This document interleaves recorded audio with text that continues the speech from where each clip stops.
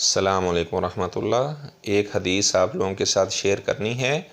آپ صلی اللہ علیہ وسلم نے فرمایا کہ میں سویا ہوا تھا تو میرے پاس دو فرشتے آئے تو وہ مجھے کہنے لگے کہ آپ کو ساتھ لے کر جانا ہے۔ آپ صلی اللہ علیہ وسلم نے فرمایا مجھے ساتھ لے کر جب جانے لگے تو ہم نے کچھ سفر کیا تو آگے نہ ایک گھاٹی سی آ گئی،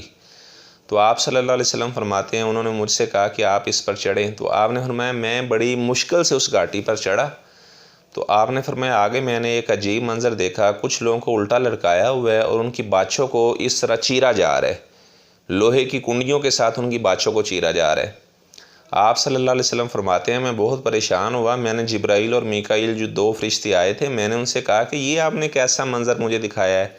ان کو الٹا کیوں لٹکایا گیا ہے، ان کی باچھوں کو کیوں چیرا جا رہا ہے؟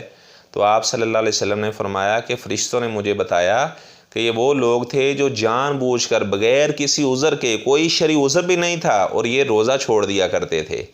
تو یہ اللہ تعالیٰ کی طرف سے ان کو سزا دی جا رہی ہے۔ بھائی جان اگر تو واقعتاً آپ کو شرعی عذر ہے، آپ میں طاقت نہیں ہے، آپ مریض ہیں، دائمی مریض ہیں، تو پھر آپ ایسے کریں کہ آپ فدیہ دے دیں مسکین کو، یعنی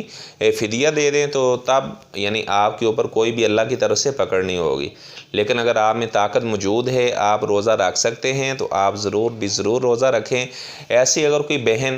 جو اپنے چھوٹے بچے کو دودھ پلا رہی ہے ایسے، یا وہ پریگننٹ ہے، تو وہ پھر اس ماہ میں اگر روزہ نہیں رکھنا چاہتی تو وہ بعد میں روزوں کی قضا دے لے، اور جو دائمی مریض ہیں وہ اپنے روزوں کا فدیہ دے دیں۔ تو اگر جان بوجھ کر کوئی روزہ چھوڑ دیتا ہے تو اس کی بڑی سخت سزا ہے۔